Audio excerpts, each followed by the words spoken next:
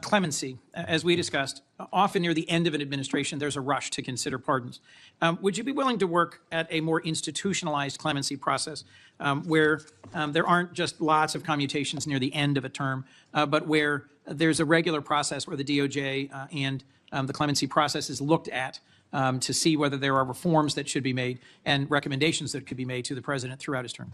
I would love to look at that process. I can tell you that the pardons, the commutations that Joe Biden just made were abhorrent to me, absolutely abhorrent, taking people off death row. I looked at the facts of many of those cases, and they were so troubling to me. I don't know what process you intend to implement, but I would love to. This may look like a routine confirmation exchange, but it's actually a stress test for one of the most absolute powers in the American system. What's really being tested here is whether executive authority operates within a transparent structure or drifts toward political discretion. This raises broader questions about how justice is administered when accountability mechanisms are weak. In this video, we'll break down how a discussion on reform exposes deeper tensions between institutional restraint and unchecked power at the highest levels of government. Thank you, Chairman Grassley. Attorney General Bondi, in our previous conversation, we talked about criminal justice reform, and in particular, your contribution to the enactment of the First Step Act in the previous Trump administration. And I just want to talk with you about a couple of bipartisan initiatives in this area. Senators Cornyn, Lee, Durbin, Tillis, Booker, and I have introduced a bipartisan bill called the Safer Supervision Act. It focuses on the fact that federal probation officers have a massive caseload, often more than 100 folks they are supposed to be closely supervising. And this bill would work on focusing supervised release resources on those who really need it and creating positive incentives for those who are willing and able to be rehabilitated and leave prison much less likely to reoffend. What's your experience about the need to support people when they get out of prison and to provide them with positive incentives rather than just leaving them to their own free will and the very high likelihood they may reoffend and thus violate public safety concerns? Yeah, and Senator Coons, that's why reentry, we call it, halfway houses, what you need, Senator Welch, are so important because many people deserve to go to prison, but many people are going to get out of prison. And we don't want a revolving door. We want to do everything we can to make productive members of society. And when someone goes to prison, I mean, I saw this every day. You saw this as a revolving door. People get out. And first of all, back up. We need drug programs. I could go on all. We need drug programs, more drug programs in our prison. We have to.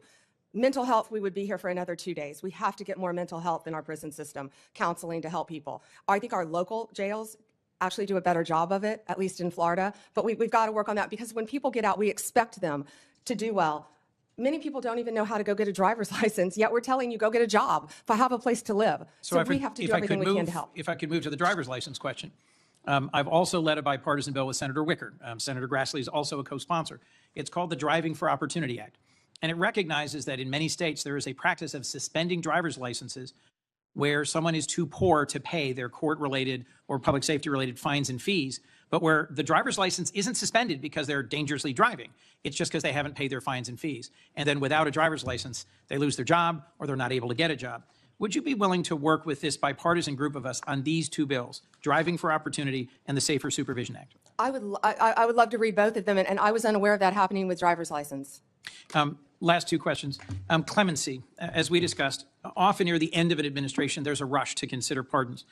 Would you be willing to work at a more institutionalized clemency process where there aren't just lots of commutations near the end of a term, but where there's a regular process where the DOJ and the clemency process is looked at to see whether there are reforms that should be made and recommendations that could be made to the president throughout his term? I would love to look at that process. I can tell you that the pardons, the commutations that Joe Biden just made were abhorrent to me, absolutely abhorrent, taking people off death row. I looked at the facts of many of those cases, and they were so troubling to me. I don't know what process you intend to implement, but I would love to study that with you.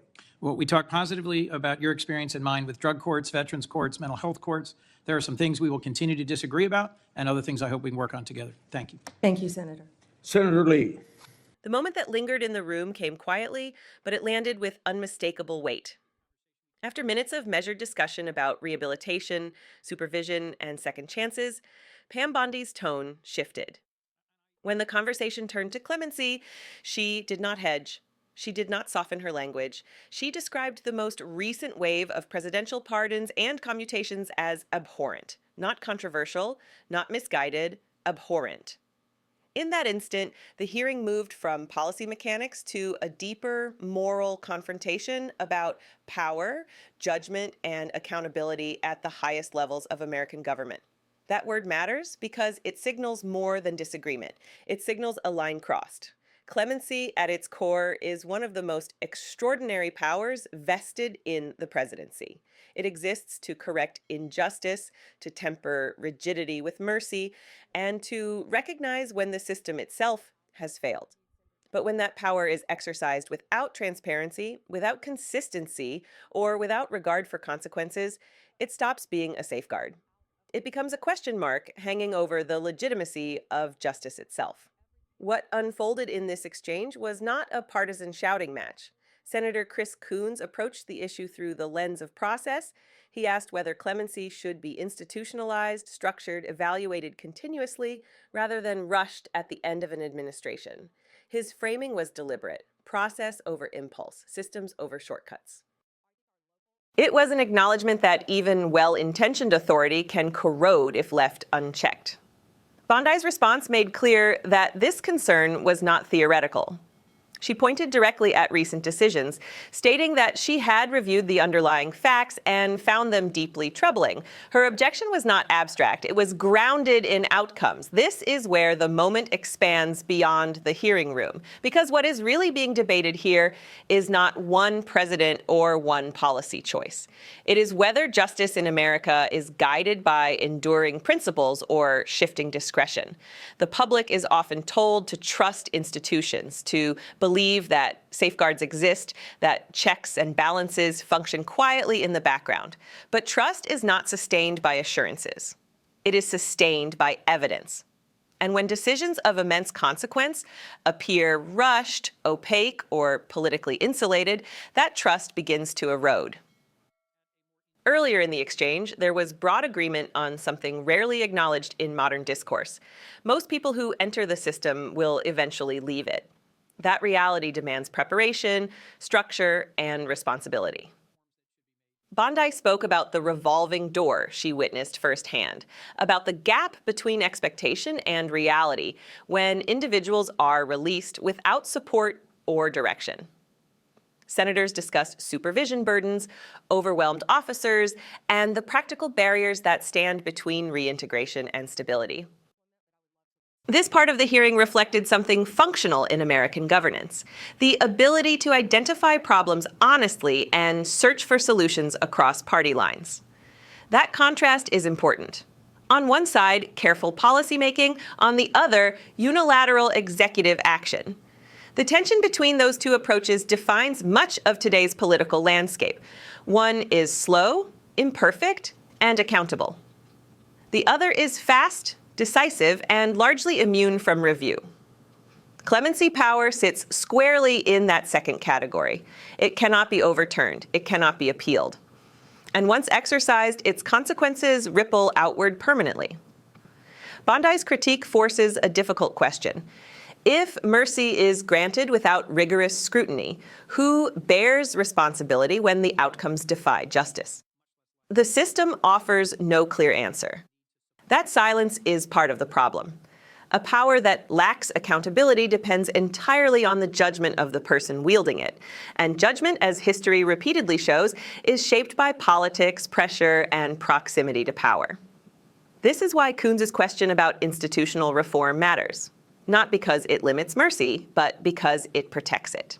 A structured, continuous clemency process does not weaken presidential authority. It legitimizes it. It ensures that decisions are informed by facts, consistency, and professional review rather than timing or optics. Without that structure, clemency risks becoming symbolic rather than just performative rather than principled. The hearing also revealed something quieter but equally important: the fragility of consensus. Even in moments of agreement, there was an undercurrent of unresolved tension. Bondi acknowledged areas of cooperation, from specialized courts to rehabilitation pathways, while openly recognizing that some disagreements would remain. That honesty is rare. It reflects an understanding that democracy does not require uniformity, but it does require good faith. Yet good faith cannot survive indefinitely without transparency. When executive actions are shielded from explanation, the public is left to speculate. And speculation breeds cynicism.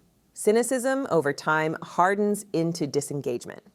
That is how systems decay, not through dramatic collapse, but through quiet withdrawal of belief. This exchange reminds us that justice is not self-executing. It depends on people willing to question authority, even when that authority is constitutionally protected. It depends on lawmakers willing to look beyond party alignment and ask whether power is being exercised wisely. And it depends on citizens paying attention, not just to the headlines, but to the moments beneath them where values are revealed. What we witnessed here was one of those moments.